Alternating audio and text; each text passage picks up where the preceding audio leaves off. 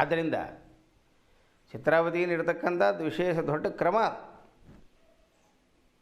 ಮಠದಲ್ಲಿ ಅಕ್ಷತೆ ಅಂಗಾರ ಕೊಡ್ತಾರೆ, ಹಣೆಗೆ ಇಟ್ಕೊಳ್ಬೇಕು. ಅಟ್ಲೀಸ್ಟ್ ಅಲ್ಲಿ ಹೋದಾಗಾದರೂ ಕೂಡ ಹಣೆ ಮೇಲೆ ಅಕ್ಷತೆ ಅಂಗಾರ ಇಟ್ಕೋಬೇಕಾಗ್ತದೆ. ಮನೇಲಿ ಇಟ್ಕೊಳ್ಬೇಕು, ಮನೇಲಿ ಬಂದ ತಕ್ಷಣ ಅಳಿಸ್ಕೊಂಡು ಬಿಡಬೇಕು ಅಂತ ಅರ್ಥ ಅಲ್ಲ. ಆ ಬ್ರಾಹ್ಮಣರ ಒಂದು ಚಿಹ್ನೆ ಅದು, ಲಕ್ಷಣ. ಯಾರಿಗೆ ಯಾವ ಹಣೆ ಮೇಲೆ ಇರಬೇಕಂದ್ರೆ ಏನಾಗಲಿ, ಇದ್ರ ಉದ್ದೇಶ ಏನು? ಯಮದೂತರು ನಮ್ಮ ಹತ್ರಕ್ಕೆ ಬರೋದಿಲ್ಲ ನೋಡಿ. ಇಷ್ಟೆಲ್ಲ ನಾವು ಶ್ರದ್ಧೆಯಿಂದ ಮಾಡಿದಾಗ ಯಮದೂತರ ಭಯನೇ ನಮಗಿಲ್ಲ. ನಮಗೆ ಅಪಮೃತ್ಯು ಬರೋದಿಲ್ಲ. ಪ್ರಧಾನವಾಗಿ ಅಪಮೃತ್ಯು ಅಂದರೆ ಏನು? ರೋಡಲ್ಲಿ ಹೋಗ್ತಿರ್ತೇವೆ, ಆಕ್ಸಿಡೆಂಟ್ ಆದರೆ ತಲೆ ಒಡೆದು ಹೋಯ್ತು ಸತ್ತೋದ ಅಪಮೃತ್ಯು. ಹಾವು ಕಚ್ಚಿದರೆ ಅಪಮೃತ್ಯು, ವಿಷವನ್ನು ಕುಡಿದ್ರೆ ಅಪಮೃತ್ಯು, ಮೇಲಿಂದ ಕೆಳಗೆ ಬಿದ್ದರೆ ಅಪಮೃತ್ಯು, ನದಿಯಲ್ಲಿ ಸತ್ತು ಹೋದರೆ ಅಪಮೃತ್ಯು, ಹಾರ್ಟ್ ಅಟ್ಯಾಕ್ ಆದರೆ ಅಪಮೃತ್ಯು ಅಲ್ಲ. ಮತ್ತೆ ಅದು ಅನಾಯಾಸ ಮರಣ. ಅದು ಯಾರಾದರೂ ಹೊಡೆದ್ರೆ ತಲೆ ಒಡೆದು ಹೋಯ್ತು ಅದು ಅಪಮೃತ್ಯು, ಕರೆಂಟ್ ಮುಟ್ಟಿದ ಶಾಕ್ ಹೊಡಿತು ಅದು ಅಪಮೃತ್ಯು. ಇದೆಲ್ಲ ಅಪಮೃತ್ಯುನೇ. ಇದಕ್ಕೆ ಪಿಶಾಚ ಜನ್ಮನೇ ಬರ್ತದೆ. ಮತ್ತು ಇದು ಯಾಕೆ ಹಂಗಾಗ್ತದೆ? ಆಯುಷ್ಯ ಇದ್ರೂ ಕೂಡ ಆಯುಷ್ಯ ಇರ್ತದೆ, ಆಯುಷ್ಯ ಇದ್ರೂ ಕೂಡ ಅಪಮೃತ್ಯು ಯಾಕೆ ಬಂತು? ಆಕ್ಸಿಡೆಂಟ್ ಯಾಕೆ? ಅಲ್ಲರಿ ನಾವು ಚೆನ್ನಾಗಿ ಹೋಗ್ತಾ ಇದ್ದೀರಿ, ಟ್ರಾಫಿಕ್ ಸೆನ್ಸ್ ಇದೆ, ಸಿಗ್ನಲ್ ದಾಟಿಲ್ಲ, ಸಿಗ್ನಲ್ ಬಿದ್ದ ಮೇಲೆ ನಾನು ದಾಟಿದೆ. ಹಾಂ, ಇಷ್ಟೆಲ್ಲ ಪಕ್ಕದಲ್ಲಿ ಬಂದು ಇಷ್ಟೆಲ್ಲ ಮಾಡಿದ್ರೂ ಕೂಡ ಅವು ತುಂಬ ಸ್ಪೀಡಾಗಿ ಬಂದ ಹೊಡೆದ ನೋಡಿ. ಇನ್ನೊಬ್ಬರ ಮೇಲೆ ಅಪವಾದ ಕೊಡ್ತಿರೋಣ. ಅವು ತುಂಬ ಸ್ಪೀಡ್ ಬಂದದ್ದು ನಿಜ, ಅವ ಹೊಡೆದದ್ದು ನಿಜ, ಆದರೆ ತಪ್ಪು ಅವಂದಲ್ಲ. ಆ ಬಂದಿರತಕ್ಕಂಥ ಅಪಮೃತ್ಯು, ಆ ಮೃತ್ಯು ಅಂತಕ್ಕಂಥದ್ದು ಏನಿದೆ ಅದು ನಿನಗೆ ಈ ಕಾರ್ಯವನ್ನು ಮಾಡಿಸಿದೆ. ಇದಕ್ಕೇನು ಕಾರಣ ಅಂದರೆ ನೀನು ಮಾಡಿರ್ತಕ್ಕಂಥ ಪಾಪಕರ್ಮಗಳೇ ಕಾರಣ. ಎಲ್ಲ ತೊಗೊಂಡು ಹೋಗಿ ದೇವ್ರ ಮೇಲೆ ಹಾಕತಕ್ಕಂಥದ್ದಲ್ಲ. ಅಯ್ಯೋ ದೇವ್ರು ಹೀಗೆ ಮಾಡ್ಬೇಕೇನ್ರಿ, ಎಲ್ಲ ತುಂಬ ಚೆನ್ನಾಗಿ ಒಳ್ಳೆ ತುಂಬಿರ್ತಕ್ಕಂಥ ಮಂತ್ಯಾನ, ತುಂಬ ಒಳ್ಳೆಯವಿದ್ದ, ತುಂಬ ಚೆನ್ನಾಗಿದ್ದ, ಒಳ್ಳೆ 99% ಮಾಡಿದ್ದ, ಭಾರಿ ಇಂಟೆಲಿಜೆಂಟ್ ಇದ್ದ, ಎಲ್ಲ ನಿಜನಪ್ಪ. ಆದರೆ ಅಷ್ಟೇ ದುಷ್ಟನೂ ಇದ್ದ, ಅಷ್ಟೇ ದುಷ್ಟ ಚಟಾದಿಗಳು ಇದ್ವು, ಹೌದಲ್ಲ? ಅದೊಂದೇ ನೋಡೋದಲ್ಲ. ಒಳ್ಳೆ ಪರ್ಸೆಂಟೇಜ್ ಮಾಡಿದ, ನಿಜ ಕೆಟ್ಟ ಗುಣಗಳು ವಿಚಾರ ಮಾಡಿದ, ಅಷ್ಟೇ ಹೆಂಡ ಕುಡಿತಾ ಇದ್ದ, ಅಷ್ಟೇ ಸಿಗರೇಟ್ ಸೇರ್ತಾ ಇದ್ದ, ಮಾಡಬಾರ್ದನ್ನೆಲ್ಲ ಮಾಡ್ತಾ ಇದ್ದ, ಹೌದಲ್ಲ? ಮತ್ತು ಅದು ಪಾಪಕರ್ಮಗಳಲ್ವ? ತಂದೆ ತಾಯಿ ದುಡಿತಕ್ಕಂಥ ದುಡ್ಡನ್ನು ತೊಗೊಂಡು ಹೋಗಿ ಅಪಹರಣ ಮಾಡಿ ಮೋಸ ಮಾಡ್ತಕ್ಕಂಥ ದೋಷ ಅಲ್ವಾ ಅದು? ಮತ್ತು ಅದು ದೋಷನೇ. ಅದು ಅಪಮೃತ್ಯು ಬರಲಿಕ್ಕೆ ಕಾರಣ. ಹಿಂಗೆ ಒಂದು ಬಾರಿ ಅಲ್ಲ, ಅನೇಕ ಬಾರಿ ಮಾಡಿದ್ದಾನೆ ಇಂಥ ಪಾಪಕರ್ಮಗಳನ್ನು. ಅದೆಲ್ಲ ಬಂದು ಅಂಟ್ಕೊಂಡಿರ್ತದೆ ನಮಗೆ. ಆದ್ದರಿಂದ ಏನಾಯ್ತದೋ ಅಪಮೃತ್ಯು ಬಂತು. ಸೂಸೈಡ್ ಮಾಡಿಕೊಂಡ, ವಿಷ ತಗೊಂಡ. ಇನ್ನು ಕೆಲವಂತೂ ಓದದೆ ತಮ್ಮ ಆಲಸ್ಯತನದಿಂದ ಮಾರ್ಕ್ಸ್ ಕಡಿಮೆ ಬಂದುಬಿಟ್ರೆ ವಿಷ ತೊಗೊಂಡ್ಬಿಡ್ತಾವೆ ಪಾಪ. ಅಯ್ಯೋ ಮಾರ್ಕ್ಸ್ ಕಡಿಮೆ ಬಂದು ಮನೇಲಿ ಕಿರಿಕಿರಿಯಿಂದ ಬೇರೆ 3 ಹೊತ್ತು ಓದೋದಂತ ಅವ್ರಂತ ಇರ್ತಾರೋಣ.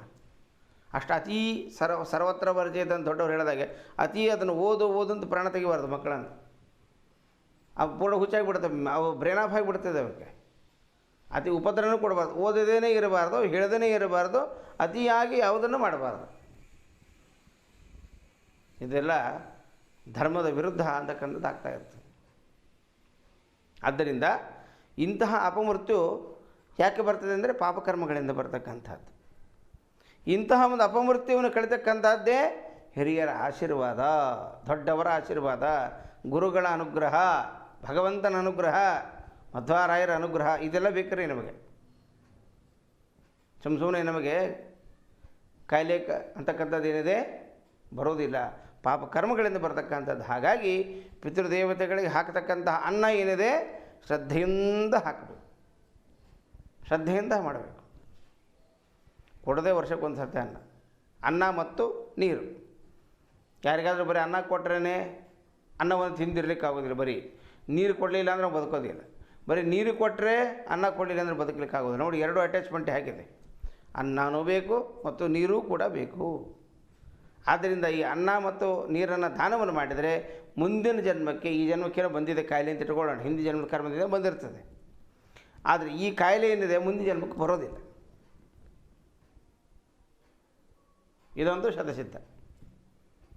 ಈ ಹಿರಿಯರ ಒಂದು ಅನುಗ್ರಹದಿಂದ, ಗುರುಗಳ ಅನುಗ್ರಹದಿಂದ, ಪರಮಾತ್ಮನ ಅನುಗ್ರಹದಿಂದ ಪಿಶಾಚಿ ಪಶುಪಕ್ಷಿಗಳ ಜನ್ಮ ಅಂತಕ್ಕಂಥದ್ದು ಬರೋದಿಲ್ಲ. ಮೋಕ್ಷ ಸಿಗದೇ ಇರ್ಬೋದು, ಆದರೆ ಬ್ರಾಹ್ಮಣ ಜನ್ಮ ಅಂತೂ ಕಟ್ಟಿಟ್ಟದ್ದು ಗ್ಯಾರಂಟಿ ಬಂದೇ ಬರ್ತದೆ. ಇಷ್ಟು ಶ್ರದ್ಧೆಯಿಂದ ಮಾಡಿದರೆ ಸುಮ್ಮನೆ ಬರತಕ್ಕಂಥದ್ದಲ್ಲ. ಆದ್ದರಿಂದ ವರ್ಷಕ್ಕೊಂದು ಸಾರಿ ಶ್ರಾದ್ದಾದಿಗಳನ್ನು ನಾವೇನು ಮಾಡ್ತೀವಿ ಅದು ನಮ್ಮ ಒಂದು ಶ್ರೇಯಸ್ಸಿಗೆ ಕಾರಣ ಆಗ್ತದೆ, ನಮ್ಮ ಮಕ್ಕಳು ಮರಿಗೆ ಚೆನ್ನಾಗಿರ್ತವೆ. ಇಲ್ಲಾಂದರೆ ಅಂಗವಿಕಲರಾಗಿ ಹುಡ್ತಾರೆ ಮಕ್ಕಳು. ಕೆಲವಕ್ಕೆ ಕಿವಿ ಇರೋದಲ್ಲ, ಕಣ್ಣು ಇರೋದಲ್ಲ. ನೋಡ್ರಿ, ಇದು ಪಿತೃದೋಷನೇ. ಜಾತಕ ತೊಗೊಂಡು ಹೋಗ್ರಿ, ಒಳ್ಳೆ ಜಾತಕ ತೊಗೊಂಡು ಹೋಗಿ ಜ್ಯೋತಿಷ್ಕಾರ ಹತ್ರ ಹೋಗ್ತಾ ಖರೀದಿಗೆ ಪಿತೃದೋಷ ಇದೆ ಹೇಳ್ಬಿಡ್ತಾರೆ. ಎಲ್ಲಿ ಹೋಗೋದು ಅವಾಗ? ಪಿತೃದೋಷ ಎಲ್ಲಿ ಹೋಗ್ಬೇಕಾಚಾರ? ಗೋಕರ್ಣಕ್ಕೆ ಹೋಗ್ಬೇಕು, ಉಡುಪಿಗೆ ಹೋಗಿ ಕ್ಷೇತ್ರಕ್ಕೆ ನಡಿ ಮಾಡು, ಹಿರಿಯ ಶ್ರಾದ್ದಾದಿಗಳು ಮಾಡ್ಕೊಂಡು ಬಾ. ಕೆಲವು ನಾರಾಯಣ ಬಲಿ ಹಾಕ್ರಿ ಅಂತ ಹೇಳ್ತಾರೆ. ಕೆಲವು ಮದುವೆ ಹಾಕಿದ್ರೆ ಹಾಕಿ ಸತ್ತು ಹೋಗಿರ್ತಾವೆ ಪಾಪ ಹೆಣ್ಣು. ಅವಕ್ಕೆ ನಾರಾಯಣ ಬಲಿ ಹಾಕ್ಬೇಕು. ಅವಕ್ಕೆ ಮಾಡೋದೇ ಇಲ್ಲ. ಹಾಗೆಲ್ಲ ಮಾಡಬಾರ್ದು. ನಾರಾಯಣ ಬಲಿಯನ್ನು ಹಾಕಬೇಕು, ಪಿತೃದೇವತೆಗಳ ಶ್ರಾದ್ದಾದಿಗಳನ್ನು ಮಾಡಬೇಕು. ಅಷ್ಟೇ ಅಲ್ಲ, ಪ್ರತಿನಿತ್ಯದ ಪಿತೃದೇವತೆಗಳ ಸ್ಮರಣನೂ ಇರಬೇಕು. ಪ್ರತಿನಿತ್ಯದಲ್ಲಿ ಬೇಕು. ಮಾತೃದೇವೋ ಭವ, ಪಿತೃದೇವೋ ಭವ, ಆಚಾರ್ಯ ದೇವೋ ಭವ, ಅತಿಥಿ ದೇವೋ ಭವ. ನಿತ್ಯದಲ್ಲಿಯೂ ಕೂಡ ಮಾಡಬೇಕು. ಇಲ್ಲ ನಾವೇನು ಮಾಡ್ತೇವೆ? ಪತ್ನಿ ದೇವೋ ಭವ, ಪುತ್ರದೇವೋ ಭವ, ಇದನ್ನು ಹೇಳ್ತೇವೆ ನಾವು. ದಿನ ಹೆಂಡತಿನ ಸ್ಮರಣೆ ಮಾಡಬೇಕ್ರಿ. ಇಲ್ಲಾಂದ್ರೆ ಸಾಯಂಕಾಲ ಊಟ ಕಾಣೋದಿಲ್ಲವ. ಅವರ ಪುತ್ರ ದೇವೋ ಭವ, ಮಗ ದೇವರು ಸದಾವಕರ ಮಗನ ಹೇಳ್ತೇವೆ. ಉತ್ತಮವಾಗಿರ್ತಕ್ಕಂಥ ಮಕ್ಕಳು ಯಾಕೆ ಹುಟ್ಟೋದಿಲ್ಲ ಅಂತಂದರೆ ಈ ಕಾರಣದಿಂದ. ಪಿತೃಗಳ ದೋಷ ಒಂದು. ಎರಡನೇದ್ದು ಗುರುಗಳನ್ನು ದ್ರೋಹವನ್ನು ಮಾಡ್ತಕ್ಕಂಥ ಗುರುದ್ರೋಹ. ಇನ್ನು ಮೂರನೆಯದ್ದು ಸರ್ಪದೋಷ. ನಾಲ್ಕನೆಯದ್ದು ಚಿಕ್ಕ ಮಕ್ಕಳನ್ನು ಬೈಯೋದು ಹೊಡೆಯೋದು ಮಾಡಿದರೆ 4 ದೋಷಗಳನ್ನು ಹೇಳ್ತಾರೆ. ಪಾರ್ವತಿ ದೇವಿ ರುದ್ರದೇವರ ಪ್ರಶ್ನೆಯನ್ನು ಮಾಡಿದಾಗ ರುದ್ರದೇವರು ಕೊಡ್ತಕ್ಕಂಥ ಉತ್ತರ ಇದೆ. ಅದರಿಂದ ಪಿತೃಗಳ ಕಾರ್ಯ ಅಂತಕ್ಕಂಥ ಎಷ್ಟು ಮಹತ್ವ ಇದೆ ವಿಚಾರ ಮಾಡಬೇಕು ನಾವು. ಯಾಕಷ್ಟು ಒತ್ತು ಕೊಟ್ಟು ಹೇಳ್ತಾರೆ? ಏನಾಚಾರ ಮೇಲಿಂದ ಮೇಲೆ ಹೇಳ್ತಾರೆ. ಯಾಕೆ ಹೇಳ್ತಾರೆ ಆಚಾರ ಅಂತ? ಇದಕ್ಕೆ ಒಳ್ಳೆಯದಾಗಲಿ, ನಮ್ಮ ಎಲ್ಲರಿಗೂ ಕೂಡ ವಿಶೇಷವಾಗಿ ಭಗವಂತ ಅನುಗ್ರಹವನ್ನು ಮಾಡಲಿ, ಅನೇಕ ರೋಗಾದಿಗಳು ಬರದಂಗೆ ರಕ್ಷಣೆ ಮಾಡಲಿ ಅಂತ ಅನ್ನುವ ಒಂದು ಪ್ರೀತಿಯ ಅಂತಃಕರಣದಿಂದ ಈ ಮಾತನ್ನು ಹೇಳ್ತಾ ಇದ್ದೇವೆ ನಾವು. ಎಲ್ಲರಿಗೂ ಜಗತ್ ಸರ್ವೇ ಜನ ಸುಖಿನೋ ಭವಂತು ಸಮಸ್ತ ಸನ್ಮಂಗಲಾನಿ ಭವಂತು ಅಂತ ಹೇಳ್ತಕ್ಕಂಥವ್ರು ಬ್ರಾಹ್ಮಣರು ನಾವು. ಬ್ರಾಹ್ಮಣರ ಬಾಯಿಂದ ಒಳ್ಳೆಯ ವಿಚಾರನೇ ಬರಬೇಕು, ಹೊರತಾಗಿ ಕೆಟ್ಟದವನು ಹಾಳಾಗೋಲಿ ಅಂತ ಹೇಳಬಾರ್ದು. ಅದಕ್ಕೆ ವೈದಿಕ ಬ್ರಾಹ್ಮಣರದ್ದು ಕರೆಯೋದಿಲ್ಲ ನಮಗೆ. ಗೊತ್ತಾಯ್ತಲ್ಲ? ಯಾಕೆ ಪದೇ ಆಚಾರ್ಯ ಇದು ಹೇಳ್ತಾರೆ ಅಂತಂದರೆ ಇದಕ್ಕೆ ನಿಮಗೆ ತಲೆಯಲ್ಲಿ ಪ್ರಿಂಟ್ ಆಗಲಿ ಅಂತ ಹೇಳ್ತೇನೆ ಅಷ್ಟೇ. ಅದನ್ನು ಅರ್ಥ ಮಾಡ್ಕೋಬೇಕು. ಅದನ್ನು ಏನು ಮಾಡಿದ್ರೆ ಏನಾಗ್ತದೆ, ಯಾಕೆ ರೋಗಗಳು ಬರ್ತಾ ಇದ್ದಾವೆ, ಯಾಕೆ ಮೇಲಿಂದ ಮೇಲೆ ತಾಪತ್ರ ಇದೆ, ಮನೆ ದುಡ್ಡು ಉಳಿತಾ ಇಲ್ಲ, ಮೂರು ಹೊತ್ತು ಜಗಳಾಡ್ತಾ ಇರ್ತೇವೆ, ನಮ್ಮ ಹೆಂಡತಿಯನ್ನು ಮಾತು ಕೇಳೋದಿಲ್ಲ, ಮಕ್ಕಳ ಮಾತು ಕೇಳೋದಿಲ್ಲ, ಸಂಬಂಧಿಕರು ಬಾಯಿ ಬಂದಾಗ ಬೈತಾರೆ, ಮೋಸ ಮಾಡ್ತಾರೆ, ಟಪಿಗೆ ಹಾಕ್ತಾರೆ, ಆಸ್ತಿ ತಿಂತಾರೆ, ನೈವಂಚಕರಿದ್ದಾರೆ. ಯಾಕೆ? ಇದೇ ಕಾರಣ. ಯಾವುದು? ಪಿತೃದೇವತೆಗಳ ಕಾರ್ಯವನ್ನು ಸರಿಯಾಗಿ ಮಾಡಿದ್ದಿಲ್ಲ ಅಂತಾದರೆ. ಎಷ್ಟು ಮಹತ್ವ ಕೊಡ್ತಾರೆ ನೋಡ್ರಿ ದೊಡ್ಡವರು. ಈ ವಿಚಾರ ಬರಬೇಕು ನಮಗೆ. ಆದ್ದರಿಂದ ಶ್ರಾದ್ದ ಕರ್ಮಾದಿಗಳು ಮಾಡ್ತಕ್ಕಂಥ ಸಂದರ್ಭದಲ್ಲಿ ಶ್ರದ್ಧೆ ಬೇಕು. ಶ್ರದ್ಧೆ ಅಂದ್ರೇನು? ಬರೀ ಶ್ರದ್ಧೆ ಅದಲ್ಲ, ಜ್ಞಾನದಿಂದ ವಿವೇಕ ಬೇಕು, ಅದಕ್ಕೆ ವಿದ್ಯೆ ಬೇಕು. ವಿದ್ಯೆ ಮತ್ತು ಶ್ರದ್ಧೆ ಎರಡೂ ಸೇರಿದರೆ ಅದಕ್ಕೆ ಶ್ರಾದ್ದ ಅಂತ ಕರೀತಾರೆ. ಮತ್ತು ವಿದ್ಯೆ, ಎರಡನೇದ್ದು ಶ್ರದ್ಧೆ, ಎರಡೂ ಸೇರಿದಾಗ ಅದಕ್ಕೆ ಶ್ರಾದ್ದ ಅಂತ ಆಯಿತು. ಅವಾಗೇನಾಗ್ತದೆ? ಧ್ಯಾನದ ಕರ್ಮವನ್ನು ಮಾಡಿದಾಗ ನಮಗಲ್ಲಿ ಭಕ್ತಿ ಬರ್ತದೆ. ಆ ಮಂತ್ರದ ಅರ್ಥ ತಿಳ್ಕೊಂಡಾಗ ನಮಗಲ್ಲಿ ಭಕ್ತಿ ಬರ್ತದೆ, ಕಣ್ಣಲ್ಲಿ ನೀರು ಬರ್ತದೆ, ಆನಂದದ ಉದ್ರೇಕ ಆಗ್ತದೆ. ಆನಂದದ ಉದ್ರೇಕದಿಂದ ಏನಾಗ್ತದೆ ಅಂದರೆ ಪಾಪಗಳು ಹೋಗ್ತವೆ, ಹಿರಿಯರ ಆಶೀರ್ವಾದವನ್ನು ಮಾಡ್ತಾರೆ. ಇದಕ್ಕೆ ಭೀಷ್ಮಾಚಾರ್ಯರು ಅವರ ತಂದೆ ಶ್ರಾದ್ದವನ್ನು ಮಾಡ್ತಕ್ಕಂಥ ಸಂದರ್ಭದಲ್ಲಿ ಎಷ್ಟು ಶ್ರದ್ಧೆಯಿಂದ ಮಾಡಿದ್ರು ಮಹಾನುಭಾವರು. ಏನು ಕೇಳಬೇಕಾ? ಆವಾಗ ಪಿತೃದೇವತೆ ಅಲ್ಲಿ ಪಿಂಡವನ್ನಿಟ್ಟು ಯಾವ ಕ್ರಮದಲ್ಲಿ ಮಾಡಬೇಕು, ಹೇಗೆ ಮಾಡಬೇಕು ಅಂತಕ್ಕಂತಹ ಕ್ರಮದಿಂದನೇ ಮಾಡಿ ಅವರು ಪಿತೃಕಾರ್ಯವನ್ನು ಮಾಡಿ ಪಿಂಡ ಪ್ರದಾದಿಗಳನ್ನು ಮಾಡ್ತಾ ಇದ್ದಾರೆ. ಶಂತ ಮಹಾರಾಜನ ಸದ್ಗತಿಯಾಗಿ ಹೋಗ್ಬಿಡ್ತಾರೆ. ಅಪರೋಕ್ಷ ಜ್ಞಾನಿಗಳು ಭೀಷ್ಮಾಚಾರ್ಯರು ಸಾಮಾನ್ಯರಲ್ಲ, ಅವರು ತೋರಿಸ್ಕೊಟ್ಟಿದ್ದಾರೆ ನಮಗೆ. ಗೊತ್ತಾಯ್ತಲ್ಲ? ಆದ್ದರಿಂದ ಇಷ್ಟು ದ್ವಾದಶ ಪಿತೃಗಳ ಹೆಸರನ್ನು ತಗೊಂಡು ಸಂಕಲ್ಪಾದಿಗಳನ್ನು ಮಾಡಿ ಆಮೇಲೆ ಏನು ಮಾಡಿದ್ದೇವೆ? ಮಾರ್ಜನೆ ಮಾಡಿಕೊಂಡಿದ್ದಾಯಿತು. ಆಮೇಲೆ ಆ ವಿಷ್ಣುಪಾದದ ಮೇಲೆ ಮಂತ್ರಾಕ್ಷತೆ ಮತ್ತು ಬಿಳಿ ಅಕ್ಕಿ, ಮಂತ್ರಾಕ್ಷತೆ ಅಲ್ಲ, ಬಿಳಿ ಅಕ್ಕಿ ಮತ್ತು ದಕ್ಷಿಣೆ ದರ್ಪಾದಿಗಳನ್ನು ಹಾಕಿ ಪ್ರಾರ್ಥನೆ ಮಾಡಿದಾಗ ನಾರಾಯಣಾಯ ಪರಿಪೂರ್ಣ ಗುಣಾರ್ಣವಾಯ ವಿಶ್ವದೇಶದಲೇವ ನೀತಿ ಪ್ರದಾಯ ಜ್ಞಾನಪ್ರದಾಯ ವಿಪದಾಸುರಸೌಖ್ಯ ದುಃಖ ಸತ್ಕಾರಣ ವಿದಾಯ ನಮೋ ನಮಸ್ತೆ ಅಂತ ಈ ಮಂತ್ರವನ್ನು ಹೇಳಿ ವಾಯುದೇವರಲ್ಲಿ ಭಗವಂತನ ಪ್ರಾರ್ಥನೆಯನ್ನು ಮಾಡಿ ಅತಿ ಹರಿವಾಯು ಪ್ರಣಮ್ಯೇತ ಸ್ವಾಮಿ ಗಯಾಕೃತ ಶ್ರಾದ್ದ ಫಲಮಸ್ಮಿತಿ. ಗಯಾದಲ್ಲಿ ಶ್ರಾದ್ದವನ್ನು ಮಾಡಿದರೆ ಎಷ್ಟು ಪುಣ್ಯ ಬರಬೇಕೋ ಅಷ್ಟು ಪುಣ್ಯ ಇಲ್ಲೇ ಬರ್ತದೆ. ಈ ಅನುಸಂಧಾನ ಬಂದರೆ ಈ ತಿಳುವಳಿಕೆ ಇದ್ದರೆ, ಜ್ಞಾನದಿಂದ ಕರ್ಮವನ್ನು ಮಾಡಿದ್ದರೆ, ಮತ್ತು ಮಾಡಿಸೋರಿಗೂ ಗುರ್ತಿರ್ಬೇಕು ಆಚಾರ್ಯ. ಅವ್ರಿಗೂ ಗುರ್ತಿಲ್ಲ, ಇವ್ರಿಗೂ ಗುರ್ತಿಲ್ಲ ಅಂದರೆ ಏನು? ಹೌದಲ್ಲ? ಆದ್ದರಿಂದ ಮಾಡಿಸೋ ಆಚಾರಲ್ಲೂ ಜ್ಞಾನ ಇರಬೇಕು, ಮಾಡೋವರಲ್ಲಿ ಅಷ್ಟೇ ಶ್ರದ್ಧೆ ಇರಬೇಕು. ಅದರೇನಾಗ್ತದೆ ಅಂದರೆ ಇಬ್ಬರಿಗೂ ಅಷ್ಟೇ ಅನುಗ್ರಹ ಆಗ್ತದೆ. ಮಾಡಿಸೋ ಆಚಾರ್ಯಗೂ ಅನುಗ್ರಹ ಆಗ್ತದೆ, ಮಾಡೋವನಿಗೂ ವಿಶೇಷವಾಗಿ ಅನುಗ್ರಹ ಆಗ್ತದೆ ಎಂಬತಕ್ಕಂಥ ವಿಚಾರವನ್ನು ಹೇಳ್ತಕ್ಕಂಥವ್ರು ಆಗ್ತಾ ಇದ್ದಾರೆ. ಈ ಎಚ್ಚರಿಕೆ ಬೇಕು ನಮಗೆ. ಅದಾದ ಮೇಲೆ ಮುಂದೇನು ಮಾಡಿದ್ದೇವೆ ಹೇಳ್ತಾರೆ. ಅಕ್ಕಿ ಮತ್ತು ಎಳ್ಳಿನ ದೊನೆ ತಗೊಂಡು ಬ್ರಾಹ್ಮಣರಿಗೆ ಪ್ರದಕ್ಷಿಣೆ ಹಾಕಿರಿ ಅಂತ ಹೇಳ್ತಾರೆ. ಎಲ್ಲಿ ಬ್ರಾಹ್ಮಣರು ದೇವತೆಗಳು ಪಿತೃದೇವತೆಗಳು ಹೀಗೆ ಕೂತಿರ್ತಾರೆ. ಪಿತೃದೇವತೆಗಳು ದಕ್ಷಿಣಕ್ಕೆ ಅಂದರೆ ಉತ್ತರಕ್ಕೆ ಮುಖ ಆಗಿರ್ತದೆ. ದೇವತೆಗಳು ದೇವಸ್ಥಾನ ಪೂರ್ವಕ್ಕೆ ಮುಖ ಆಗಿರ್ತದೆ. ಬ್ರಾಹ್ಮಣರದು ಅವರು ಹೀಗೆ ಕೂತಿರ್ತಾರೆ, ಇವರು ಹೀಗೆ ಕೂತಿರ್ತಾರೆ. ಆ ಕೂತಿರ್ತಕ್ಕಂಥ ಬ್ರಾಹ್ಮಣರಿಗೆ ಮತ್ತು ವಿಷ್ಣುಪಾದಕ್ಕೆ ನಮಸ್ಕಾರ ಹಾಕಬೇಕು. ಸಮಸ್ತ ಸಂಪತ್ ಸಮಾಪ್ತಿ ಹೇತವಃ ಸಮುಸ್ಥಿತಾಪತ್ ಕುಲ ಧೂಮಕೇತವಃ ಅಪಾರ ಸಂಸಾರ ಸಮುದ್ರ ಸೇತವಃ ಪುನಂತು ಮಾಂ ಬ್ರಾಹ್ಮಣ ಪಾದ ಪಾಂಸವಃ ಆಪದ್ಘನದ್ವಂದ ಸಹಸ್ರ ಭಾನವಃ ಸಮೀಹಿತಾರ್ಥಾರ್ಪಣ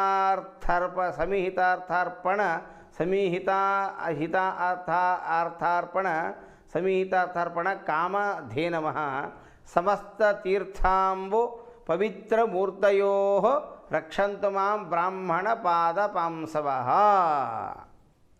ಆಪದ್ಘನಧ್ವಂತ ಸಹಸ್ರ ಭಾನವಃ ಸಮೀಹಿತಾರ್ಥಾರ್ಪಣ ಕಾಮಧೇನವಃ ಸಮಸ್ತ ತೀರ್ಥಾಂಬ ಪವಿತ್ರ ಮೂರ್ತಯೋ ರಕ್ಷಂತು ಮಾಂ ಬ್ರಾಹ್ಮಣ ಪಾದ ಪಾಂಸವಃ ಅಂತ ಹೇಳಿದ್ದಾರೆ. ಅಂದರೆ ಏನು? ಸಮಸ್ತ ಸಂಪತ್ ಸಮಾಪ್ತಿ ಹೇತವಃ, ಸಮಸ್ತ ಸಂಪತ್ತುಗಳನ್ನು ಕೊಡತಕ್ಕಂಥವರು ಅಂತ ಹೇಳ್ತಾರೆ. ಆ ಬ್ರಾಹ್ಮಣರ ಪ್ರದಕ್ಷಿಣೆಯನ್ನು ಹಾಕತಕ್ಕಂಥ ಸಂದರ್ಭದಲ್ಲಿ ಆಚಾರ ಏನು ಮಂತ್ರ ಹೇಳ್ತಿರ್ತಾರೋ ಆ ಮಂತ್ರದ ಅರ್ಥ ಅವ್ರು ಹೇಳ್ತಾ ಇರಬೇಕು. ಆ ಅರ್ಥದ ಮನನ ಶ್ರವಣ ಮನನ ನಿಧಿ ಧ್ಯಾನ ನಮಗಾಗ್ತಾ ಇರಬೇಕು, ತಲೆಯ ಒಳಗೆ ಹೋಗ್ತಾ ಇರಬೇಕು. ಅದು ಅರ್ಥ. ಸಮಸ್ತ ಸಂಪತ್ತನ್ನು ಕೊಡ್ತಕ್ಕಂಥವರು ಬ್ರಾಹ್ಮಣರು. ಸಮಸ್ಥಿತಾಪತ್ ಕುಲ ಧೂಮಕೇತವಃ, ಧೂಮ ಅಂದರೆ ಹೊಗೆ, ಹೊಗೆಗೆ ಧೂಮ ಅಂತ ಕರೀತಾರೆ. ನೋಡಿ, ಹೊಗೆ ಬಂದರೆ ಕಣ್ಣು ಉರಿದಿದೋ ಇಲ್ಲೋ? ಸಂಸಾರದ ದುಃಖನೂ ಅಷ್ಟೇ ಕೆಟ್ಟ. ಒಬ್ಬೊಬ್ಬರಿಗೆ ಒಂದೊಂದು ಥರ ಸಂಸಾರ ತಾಪತ್ರೆ ಉಂಟಾ? ಎಲ್ರಿಗೂ ಒಂದೇ ಥರ ಇರಬೇಕು ಅಂತಿಲ್ಲ, ವೆರೈಟಿ ಬೇರೆ ಬೇರೆ ಥರ ಇದೆ. ಹೌದಲ್ಲ? ಆದ್ದರಿಂದ ಒಬ್ರದ್ದು ಸಂಸಾರದ ದುಃಖ ಹೆಚ್ಚಿರ್ತದೆ, ಕೆಲವರದ್ದು ಕಮ್ಮಿ ಇರ್ತದೆ. ಅದರಲ್ಲೂ ಕೂಡ ತಾರತಮ್ಯ ಉಂಟು. ಎಲ್ಲರೂ ಒಂದೇ ಥರ ದುಃಖ ಇರಬೇಕು ಅಂತ ಏನಿಲ್ಲ. ಆದ್ದರಿಂದ ಒಬ್ಬರ ಮುಂದೆ ಒಬ್ಬರು ಹೇಳ್ತಾ ಇರ್ತಾರೆ, ಅಯ್ಯೋ ನಮ್ಗೆ ಹೀಗಾಯಿತು, ನಮ್ಗೆ ಹಾಗಾಯಿತು, ನಮ್ಮ ಯಜಮಾನ ಹಂಗಾದ್ರೆ. ಬರೀ ಇದು ಹೇಳಿದ್ದೆ 3 ಹೊತ್ತು ಬರೀ ಇವ್ರದ್ದು ಅವ್ರ ಮುಂದೆ ಹೇಳೋದು, ಅವ್ರದ್ದು ಇವ್ರ ಮುಂದೆ ಹೇಳೋದು. ಸರಿನಪ್ಪ, ಸಮಸ್ಯೆ ಏನಾದ್ರ ಬಗ್ಗೆ ಹರಿತಾ? ಹೆಸರು ಮನಸ್ಸು ಸಾಗರ ಆಗತ್ತೆ ಅಂತ ಹೇಳ್ತೀವಿ ಆಚಾರ್ಯ. ನಿಮ್ಮ ಮುಂದೆ ಹೇಳ್ಕೊಂಡಿರ್ತೇವೆ, ಎಲ್ಲರ ಮುಂದೆ ಹೇಳ್ತೇವೆ ಅಂತ ಎಲ್ಲರ ಮುಂದೆ ಹೇಳ್ಕೊತ ಹೋಗೋದಲ್ಲ. ಸಂಸಾರದ ರಟ್ಟು ವ್ಯಾಧಿ ಸಂಸಾರದ ಗುಟ್ಟು ವ್ಯಾಧಿ ರಟ್ಟು ಅಂತ ಹೇಳಿದ್ದಾರೆ ದೊಡ್ಡವರು. ಚಿಕ್ಕವ್ರ ಮುಂದೆ ಹೇಳ್ಕೊಂಡು ಹೋಗ್ತಕ್ಕಂಥದ್ದಲ್ಲ. ಸಂಸಾರದ ವಿಚಾರವನ್ನು ಊರು ತುಂಬ ಹೇಳ್ತಕ್ಕಂಥದ್ದಲ್ಲ. ಕೆಲವರು ಸ್ವಭಾವ ಇರ್ತವೆ ನೋಡಿ, ಹೆಣ್ಮಕ್ಳು ತರಕಾರಿ ಮಾರೋ ಅನ್ಕೊಂಡು ಹೇಳ್ತಿರ್ತಾರೆ. ನಾವು ಕೇಳಿದ್ದೀವಿ, ತರಕಾರಿ ತರ್ಲಿಕ್ಕೆ ಹೋದ ಮಾರ್ಕೆಟ್ಗೆ ಹೋಗ್ತಿರ್ತೇವೆ, ತಮ್ಮ ಮನೆ ಸುದ್ದಿ ಓಟು ಗಂಡ ಹೆಂಡತಿ ಮಕ್ಕಳು ಓಟು ಅವ್ನು ಸುದ್ದಿ ಹೇಳ್ತಾರೆ ಅವ್ನ ಮುಂದೆ. ಅವನು ಯಾರವ? ಅವನ ಯೋಗ್ಯತೆ ಏನು? ಅವನು ತರಕಾರಿ ಮಲಿಗೆ ಕೂತಿದ್ದಾನೆ. ನೀವು ದುಡ್ಡು ಕೊಡ್ತೀವಿ, ತರಕಾರಿ ತೊಗೊಂಡು ಸ್ವಲ್ಪ ಮನೆಗೆ ಹೋಗಿಬಿಡ್ಬೇಕು ಅಷ್ಟೇ. ಅವನು ಒಂದಿನ ಸಂಸಾರ ತಾಪತ್ರೆ ಏನು ಹೇಳೋದು? ಅವ ಏನೋ ಒಂದು ಪ್ರಶ್ನೆ, ಏನಮ್ಮ ಯಾಕೆ ಲೇಟ್ ಆಯಿತು? ಡೈಲಿ ಬರ್ತಿರ್ತ ಪಾಪ. ಕೆಲವರು ಡೈಲಿ ತರಕಾರಿ ಒಂದವನ ಹತ್ರ ಹೋಗ್ತಿರ್ತಾರೆ ಅಂತ ತಿಳ್ಕೊಳ್ಳೋಣ. ಅವರಿಗೆ ಕ್ರಮೇಣ ಮಾತಿಗೆ ಆಡ್ತಾ ಸಲಿಗೆ ಬಂದಿರ್ತದೆ, ಸಲಿಗೆ ಇರ್ತದೆ. ಆ ಸಲಿಗೆ ಎಲ್ಲಿ ಹೋಗ್ತದೆ ಅದು? ಇವ್ರ ಮನೆ ವಿಚಾರ ಅಷ್ಟು ತಿಳ್ಕೊಳ್ತಾನವ ಆ ಮನುಷ್ಯ. ಅವನಲ್ಲಿ ವಿವೇಕತನ ಸಾತ್ವಿಕಿದ್ದಾನೆ ಇಲ್ಲೂ ಇಷ್ಟು ವಿಚಾರ ಮಾಡೋಷ್ಟು ಒಂದು ಸೌಜನ್ಯತೆ ಸಮಾಧಾನ ಗುಣನೇ ಇಲ್ಲ ನಮ್ಮಲ್ಲಿ. ನೋಡಿ, ಇಲ್ಲಿ ಬಂದು ಹೋಗಿದೆ ನಮ್ಮ ಪರಿಸ್ಥಿತಿ. ಚಪ್ಪಲಿ ಅಂಗಡಿಯವ್ರ ಮುಂದೆ ಹೋಗಿ ಹೇಳೋಣ, ಆಸ್ಪತ್ರೆ ಆ ಡಾಕ್ಟ್ರ್ ಮುಂದೆ ಹೇಳಕ್ಕೆ ಶುರು ಮಾಡಿಬಿಡ್ತಾರೆ. ತರಕಾರಿ ಮರ ಮುಂದೆ ಹೇಳೋದು ಯಾಕೆ? ನಿನ್ನ ಸಂಸಾರದ ಅನೇಕ ದುಃಖ ಇದ್ರೂ ಕೂಡ ಭಗವಂತನ ಮುಂದೆ ಹೇಳ್ಕೋ, ಅವಾಗ ನೀವು ಉದ್ಧಾರ ಆಗ್ತದೆ. ಇಲ್ಲ, ಆ ತರಕಾರಿ ಮರ ಮುಂದೆ ಹೇಳೋರು. ಎಲ್ಲ ವಿಷಯ ಸಂಗ್ರಹ ಮಾಡಿ ಮಾಡಿ ಮಾಡಿ ಮಾಡಿ ಕೊನೆಗೇನಾಗ್ಬಿಡ್ತದೆ? ಅದು ಉಲ್ಟಾಗಿ ಆಗ್ತದೆ ನಮಗೆ. ಅವ ಸಾತ್ವಿಕಿದ್ದ ಸರಿ, ಅವಿವೇಕ ಇದ್ದರೆ ಇವರನ್ನು ಓಡಿಸ್ಕೊಂಡು ಹೋಗುವಂಥ ಪರಿಸ್ಥಿತಿ ಬಂದ್ಬಿಟ್ರೆ ಏನು ಮಾಡ್ತೀರ ಅವಾಗ? ವಿಷಾತಾಪತ್ರೆ ಇದ್ದಾಗ ಎಲ್ಲಿಗೆ ಹೋಗ್ತದೆ? ಹಂಗಾಗಲಿ ಅಂತ ನಾನು ಹೇಳ್ತಾ ಇಲ್ಲ. ಆದರೆ ಯಾವ ಮಟ್ಟಕ್ಕೆ ನಮ್ಮದು ಹೋಗ್ತಿದೆ, ಇವತ್ತಿನ ಕಲಿಯುಗದಲ್ಲಿ ಯಾವ ಪರಿಸ್ಥಿತಿ ಇದೆ, ವಾತಾವರಣ ಎಷ್ಟು ಕೆಟ್ಟದಾಗಿದೆ, ಆ ಎಚ್ಚರಿಕೆ ಬೇಕು. ಯಾಕೆ? ನಮ್ಮ ಕಾಲ ಮೇಲೆ ನಾವೇ ಕಲ್ಲು ಹಾಕ್ಕೊಳ್ತೇವೆ. ಆದ್ದರಿಂದ ನಮ್ಮ ವಿಚಾರವನ್ನು, ವೈಯಕ್ತಿಕ ವಿಚಾರ ಯಾವುದೇ ಇದ್ದರೂ ಕೂಡ ನಮಗೆ ಅಗದಿ ಆಪ್ತರು, ಭಾರಿ ಬಂದವರು, ವಿಶೇಷವಾಗಿ ಭಾಳ ವರ್ಷದಿಂದ ನಮ್ಮವರ ಪರಿಚಯ ಇರಬೇಕು ರೀ. ಆಮೇಲೆ ನಮ್ಮವರ ವಿಚಾರಗಳು ಒಂದೇ ಇರಬೇಕು, ಒಂದೇ ಮನಸ್ಸಿರಬೇಕು, ನಮ್ಮ ಬಗ್ಗೆ ಒಳ್ಳೆ ಹಿತೈಷಿ ಸಾತ್ವಿಕರಾಗಿರ್ಬೇಕು. ಅಂಥವ್ರ ಮುಂದೆ ಹೇಳ್ಕೊಂಡು ಉಳಿತದೆ. ಮತ್ತು ನಮ್ದು ಹಂಗಿಲ್ಲೇ ಇಲ್ಲ, ಗಲಿಗೊಬ್ಬೊಬ್ಬರ ಮುಂದೆ ಹೇಳ್ಕೋತ ಹೋಗೋದು. ಅದರಿಂದ ಇದರಿಂದ ಸಮಸ್ಯೆ ಬಗ್ಗೆ ಇರೋದು. ಇದಕ್ಕೇನು ಹೇಳಿದ್ರೆ, ಇದಕ್ಕೇನು ಹೇಳ್ತಾ, ಇದರ ಅರ್ಥ ಏನಾಗರೆ ಅಪಾರ ಸಂಸಾರ ಇದು ಕುಲಧೂಮಕೇತವ. ಕುಲಧೂಮಕೇತವ, ಧೂಮ ಅಂದ್ರೆ ಹೊಗೆ. ಆ ಸಂಸಾರದ ಬಂಧನ ಅಂತಕ್ಕಂಥದ್ದು ಏನಿದೆ ಕಣ್ಣಿಗೆ ಉರಿತಾ ಇರ್ತದಲ್ಲ, ಅಂತಹ ಧೂಮವನ್ನು, ಅಂಥ ದುಃಖವನ್ನು, ಧೂಮ ಅಂದ್ರೆ ಹೊಗೆ, ಹೊಗೆ ಎಂಬತಕ್ಕಂಥ ದುಃಖವನ್ನು ತೆಗಿತಕ್ಕಂಥವರು ಬ್ರಾಹ್ಮಣರಾಗಿದ್ದಾರೆ. ಅಪಾರ ಸಂಸಾರ ಸಮುದ್ರ ಸೇತವ ಪುನಂತು ಮಾಂ ಬ್ರಾಹ್ಮಣ ಪಾದಪಾಂಸವ. ಪುನಃ ಬ್ರಾಹ್ಮಣರಿಗೆ ನಮಸ್ಕಾರಾದಿಗಳನ್ನು ಮಾಡ್ತಾ ಇರಬೇಕ್ರಿ. ನೋಡಿ, ಬ್ರಾಹ್ಮಣರು ಅಂದ್ರೆ ಮತ್ತೆ ಎಲ್ಲ ಎಂಥವ್ರು ಬ್ರಾಹ್ಮಣರಂದ್ರೆ ಹೇಗಿರಬೇಕು, ಅದೊಂದು ಪ್ರಶ್ನೆಯೇ ಇದೆ. ಪರಮ ಧಾರ್ಮಿಕನಾಗಿರಬೇಕು, ಸಾತ್ವಿಕನಾಗಿರಬೇಕು, ಉತ್ತಮವಾಗಿರ್ತಕ್ಕಂಥ ಮಾತುಗಾಡಿ ಅವ್ರ ಮಾತನ್ನು ಕೇಳಿದ್ರೆ ಇನ್ನೂ ಕೇಳ್ತಾನೆ ಇರಬೇಕು ರೀ. ಒಳ್ಳೆಯ ಸಾತ್ವಿಕ ಆಚಾರ್ಯರು, ಪಾಪ ಏನು ಚೆನ್ನಾಗಿ ಮಾತಾಡ್ತಾರೆ ಅವರು. ಅವ್ರ ಮಾತನ್ನು ಕೇಳ್ತಾನೆ ಇರಬೇಕು, ಒಳ್ಳೆ ಹಿತೈಷಿ ಅಂಥವರಿಗೆ ನಮಸ್ಕಾರ. ಅಂಥವರು ಒಳ್ಳೆಯ ಅನುಷ್ಠಾನ ಅದಕ್ಕೆ ಇಟ್ಟುಕೊಂಡಾರೆ, ಒಳ್ಳೆ ಧಾರ್ಮಿಕ, ಸಾತ್ವಿಕ, ಪರಮಾತ್ಮನ ಭಗವದ್ಭಕ್ತ, ಒಳ್ಳೆ ಆಚಾರ ಗ್ರಂಥವನ್ನು ಓದಿದ್ದಾನೆ. ಅಂಥವರಿಗೆ ಸಾಷ್ಟಾಂಗ ನಮಸ್ಕಾರ ನಿತ್ಯದಲ್ಲಿ ಮಾಡಿದರೂ ಕೂಡ ಅವ್ರು ಏನು ಹೇಳ್ತಾರೆ ನಿಮಗೆ, ಮನೋಭಿಷ್ಟ ಸಿದ್ಧಿರಸ್ತು ಅಂದ್ರೆ ಮನಸ್ಸಿನಿರ್ತಕ್ಕಂಥ ಬಿಟ್ಟ ಸಿದ್ಧಿರಸ್ತು ಒಂದು ಆಶೀರ್ವಾದ ಮಾಡಿದೇ ಇಲ್ಲೋ, ಅಥವಾ ದೀರ್ಘಾಯುಷ್ಯಮಸ್ತು 100 ವರ್ಷ ಬದುಕು. ನೋಡಿ, ಆವಾಗ ಅಂದ ಅವನ ಅಂತರ್ಗತ ನಿಂತು ಭಗವಂತ ಅನಿಸಿಬಿಡ್ತಾನೆ. ಅದು ಸತ್ಯ ಆಗ್ತದೆ, ಅದು ಪ್ರಾಮಾಣಿಕತೆ ಅಥವಾ ಉಳಿತದ. ಆ ಬ್ರಾಹ್ಮಣರು ಏನು ಆಶೀರ್ವಾದ ಮಾಡ್ತಾರೋ, ಮನಃಪೂರ್ವಕವಾಗಿ ಮಾಡಿಬಿಡ್ತಾರೋ, ಆ ಆಶೀರ್ವಾದ, ಅದು ಬಲ ನಮ್ಮನ್ನು ಬರ್ತಕ್ಕಂಥ ವಿಪತ್ತುಗಳನ್ನು ತೆಗಿತದೆ. ಅದು ಕೇಳಿದರು, ಅಪಾರ ಸಂಸಾರ ಸಮುದ್ರ ಸೇತವ ಪುನಂತು ಮಾಂ ಬ್ರಾಹ್ಮಣ ಪಾದ ಪಾಂಸವ. ಮುಂದೆ ಹೇಳ್ತಾರೆ, ಆಪದ್ ಘನಧ್ವಾಂತ ಸಹಸ್ರ ಭಾನವ. ನೋಡಿ, ಘನ ಅಂದರೆ ದೊಡ್ಡದು ಅಂತ ಅರ್ಥ. ಒಳ್ಳೆ ಘನ, ದೊಡ್ಡದು ಆಪತ್ತು ಬಂದಿದೆ ಅಂತ ಇಟ್ಟುಕೊಳ್ಳೋಣ. ಎಂಥ ಆಪತ್ತದು? ದೊಡ್ಡ ಆಪತ್ತು. ಘನದ ಸಹಸ್ರ ಭಾನವ. ಎಂಥ ದೊಡ್ಡ ಆಪತ್ತು ಬಂದಿದ್ರೂ ಕೂಡ ಆ ಬ್ರಾಹ್ಮಣರ ಒಳಗೆ ಸಹಸ್ರ ಭಾನವ ಅಂದರೆ, ಭಾನು ಒಂದು ಸೂರ್ಯ. ಒಬ್ಬ ಸೂರ್ಯನ ಪ್ರಕಾಶ ಇಡೀ ಜಗತ್ತಿಗೆ ಇಷ್ಟು ಪ್ರಕಾಶವನ್ನು ಕೊಡ್ತಕ್ಕಂಥ ಒಬ್ಬ ಸೂರ್ಯನ ಪ್ರಕಾಶ ಇದ್ದರೆ, ಸಾವಿರ ಸೂರ್ಯನ ಕಾಂತಿ ಒಬ್ಬ ಬ್ರಾಹ್ಮಣನ ಒಳಗಡೆ ಇರ್ತದೆ ಅಂತ ಹೇಳಿದರು. ಹೌದಾ? ಮತ್ತು ಅವರಿದ್ದೇನೆ ಬೆಳಕು ಹರಿಬೇಕಲ್ಲ ಅಂದ್ರೆ ಹಾಗಲ್ಲ. ಅವ್ರ ಒಳಗಡೆ ಪರಮಾತ್ಮ ಭಗವಂತ ಅಲ್ಲಿ ಅವರ ಒಳಗೆ ಕೂತಿರ್ತಾನೆ, ಪ್ರವೇಶ ಮಾಡಿರ್ತಾನೆ. ಆ ಭಗವಂತನ ಒಂದು ಆರಾಧನೆ ಚಿಂತನೆ ಮಾಡಿ, ಜಪ ತಪನುಷ್ಠಾನ ಮಾಡಿ ಮಾಡಿ ಮಾಡಿ ಮಾಡಿ ಮಾಡಿ ಅವರ ತಪಸ್ಸಿನ ಬಲ ಅಷ್ಟಿರ್ತದೆ. ಆಶೀರ್ವಾದ ಮಾಡ್ತಕ್ಕಂಥ ಸಂದರ್ಭದಲ್ಲಿ ಆ ಅನುಸಂಧಾನ ದೇವರನ್ನ ಸ್ಮರಣ ಮಾಡಿ ಆಶೀರ್ವಾದ ಮಾಡಿ, ಸ್ವಾಮಿ ಈ ಜೀವನಕ್ಕೆ ಉದ್ಧಾರ ಮಾಡು ಅಂತ ಹೇಳ್ತಾರೆ ಅವರು. ಅದಕ್ಕೆ ಹೇಳಿದರು ದೊಡ್ಡವರು, ಆಪದ್ಘನಧ್ವಂತ ಸಹಸ್ರ ಭಾನಮಃ ಸಮೀಹಿತ ಅರ್ಥಾರ್ಪಣ ಕಾಮಧೇನಮಃ. ಎಲ್ಲರಿಗೂ ಹಿತವನ್ನು ಬಯಸ್ತಕ್ಕಂಥವ್ರಾಗಿರಬೇಕು, ಬ್ರಾಹ್ಮಣರಾಗಿರ್ತಕ್ಕಂಥ ಹಿತ. ಒಂದು ಮಾತನಾಡಿದರೆ ಅದು ಮಾತಿನ ಹಿತ ಆಗಬೇಕು. ಇಂತಹ ದುಃಖಿತವರು ಕೂಡ ಆ ದುಃಖ, ಅವರು ಆಡುವ ಮಾತಿನಿಂದ ಆ ದುಃಖ ಹೋಗ್ತದೆ. ಏನು ಚೆನ್ನಾಗಿ ಮಾತಾಡ್ತಾರೆ ಇವರು, ಇಷ್ಟೊಂದು ಮಾತಾಡಿದ್ರೆ ಆಚಾರ ಚೆನ್ನಾಗಿ ಒಳ್ಳೆಯ ಫಸ್ಟ್ ಸ್ವಲ್ಪ ಎಂತೋ ಚಿಂತನೆ, ಏನೋ ಒಂಥರ ಮನಸ್ಸಿಗೆ ಬೇಜಾರಾಗಿತ್ತು, ಏನೋ ಥರ ಮನಸ್ಸು ವ್ಯಗ್ರಾಗಿತ್ತು. ಈ ವ್ಯಗ್ರ ಮನಸ್ಸಿನಲ್ಲಿರ್ತಕ್ಕಂಥ ಅನೇಕ ದುಃಖಗಳು, ಆ ಸಂಕೋಚ, ಅದು ಆತಂಕ ಎಲ್ಲ ಹೋಗಿಬಿಡ್ತದೆ. ಒಂದು ಮಾತಾಡಿದರೆ ಅದರ ಹಿತ ಇರಬೇಕು ಅಂತ ಹೇಳ್ತಾರೆ. ಅದಕ್ಕೆ ಹಿತಾರ್ಥಾರ್ಪಣ ಕಾಮಧೇನಮ ಅಂದ್ರೆ ಹಸುವಿನಂತೆ ಇರಬೇಕು. ಕಾಮಧೇನ ಅಂದ್ರೆ ಹಸು. ಯಾರು? ಆಚಾರ. ಸಮಸ್ತ ತೀರ್ಥಾಂಬ ಪವಿತ್ರ ಮೂರ್ತಯೋ. ಸಮಸ್ತ ತೀರ್ಥಗಳಲ್ಲಿ ಸ್ನಾನ ಮಾಡಿದರೆ ಏನು ಪುಣ್ಯ ಬರಬೇಕಲ್ಲಪ್ಪ, ಆ ಪುಣ್ಯ ಬರ್ತದೆ ನೋಡು. ಆ ಬ್ರಾಹ್ಮಣರಿಗೆ ನಮಸ್ಕಾರವನ್ನು ಮಾಡಿದ್ದೇನೆ. ಸಮಸ್ತ ತೀರ್ಥಾಂಬ ಪವಿತ್ರ ಮೂರ್ತಯೋ ರಕ್ಷಂತು ಮಾಂ ಬ್ರಾಹ್ಮಣ ಪಾದ ಪಾಂಸವ. ಸಮಸ್ತ ಸಕಲ ತೀರ್ಥಗಳಲ್ಲಿ ಇಲ್ಲೇ ಪಕ್ಕದಲ್ಲೇ ಕಾವೇರಿ ನದಿ ಇದೆ, ಹೋಗಿ ಸ್ನಾನ ಮಾಡಿ ಬರಲಿಕ್ಕೆ ಆಗೋದಿಲ್ಲ ನಮ್ಮ ಕಡೆಯಿಂದ. ಏನೋ ಪರ್ವಕಾಲ ಬಂತು, ಗ್ರಹಣ ಬಂತು, ಏನೋ ಕನ್ಯಾಗತ ಬಂದಿದೆ, ಅಥವಾ ಗಂಗಾ ಬಂದಿದೆ, ಕಾವೇರಿ ನದಿಗೆ ಹೋಗಿ ಸ್ನಾನ ಮಾಡ್ಕೊಂಡು ಬರಬೇಕು. ಪುಷ್ಕರ ಬಂತು, ಸ್ನಾನ ಮಾಡ್ಕೊಂಡು ಬರಬೇಕು, ಆಗ್ತಾಯಿಲ್ಲ. ಏನೋ ಸಮಸ್ಯೆ, ಏನೋ ಆರೋಗ್ಯ ವ್ಯತ್ಯಾಸ, ಮನೆಯಲ್ಲಿ ಕಿರಿಕಿರಿ, ಹೋಗ್ಲಿಕ್ಕೆ ದುಡ್ಡಿಲ್ಲ, ಇನ್ನೊಬ್ಬರು ಕೇಳಿಕ್ಕೆ ಮನಸ್ಸಿಗೆ ಆತಂಕ ಬಿಡೆ ಕೇಳೋಕ್ಕಾಗೋದಿಲ್ಲ, ಅವ್ರೇನು ತಿಳ್ಕೊಂಡವ್ರು, ಏನು ಕೇಳಿದ್ರೆ ಏನು ತಿಳ್ಕೊಳ್ತಾರೆ, ಹೀಗೆಲ್ಲ ಆತಂಕಗಳಿರ್ತದೆ. ಹಾಗಾದ್ರೆ ಏನು ಮಾಡಬೇಕು? ಹೋಗ್ಬೇಕಂತ ಆಸೆ ಇರ್ತದೆ, ಆಗೋಲಿಕ್ಕೆ ದುಡ್ಡಿಲ್ಲ, ಆಮೇಲೆ ಆರೋಗ್ಯ ಸರಿ ಇಲ್ಲ, ಆಮೇಲೆ ಇನ್ನೊಂದು ಮನಸ್ಸಿಲ್ಲ, ಇನ್ನು ಕೆಲವರಿಗೆ ಜಡ, ಆಲಸ್ಯತನ, ಸೋಂಬೇರಿತನ, ಹೋಗ್ಲಿಕ್ಕೆ ಮನಸ್ಸಾಗೋದು. ಶ್ರೀಕೃಷ್ಣಾರ್ಪಣಮಸ್ತು.